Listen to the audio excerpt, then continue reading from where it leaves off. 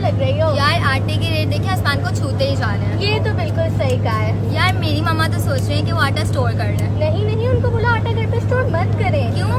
क्योंकि आटा स्टोर करने से या तो उसमें कीड़े पड़ जाते हैं या फिर स्मेल आने लग जाती है। तो इस प्रॉब्लम का कोई तो सोल्यूशन होगा ना। तो हम लोगों ने मिलकर सोचा क्यों ना अपनी मदद के लिए ऐसी मशीन इन्वेंट की जाए जो उन्हें इस महंगाई के दौर में सस्ता और प्योर आटा प्रोवाइड करे। हमारी मशीन का नाम है द फ्लावर मशीन। तो सबसे पहले मैं आपको बताऊंगी कि मशीन क्या होती है। A machine is a physical system that use power to apply force and control movement to perform an action. हमारी मशीन एक कंपाउंड मशीन है। So what is compound machine?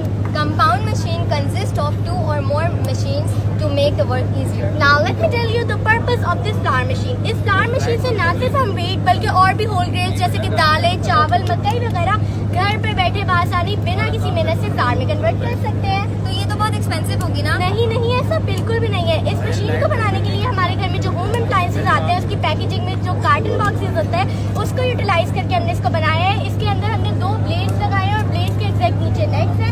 Blade के जरिए पिस्ता और नेट के जरिए फाइन पाउडर हमारे पास आ जाता है। इसके अंदर हमने 1 DC मोटर लगाई है और एक बैटरी लगाई है ताकि जब लाइट ना हो तो हम इसको चार्ज करके भी यूज कर सकें।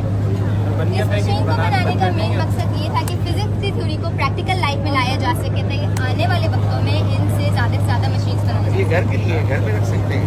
यस यस एब्सोल्युटली रख सकते हैं क्योंकि कतरे कतरे से दरिया बनता है। ये बढ़ेगा पाकिस्तान तभी तो आगे बढ़ेगा पाकिस्तान।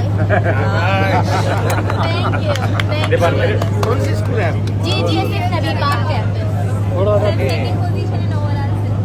अच्छा कौन सी डिस्ट्रिक्ट में है? Please give us some remark. मैं वहाँ पे आके दूंगा और वहाँ से मैं आपको पूछूंगा।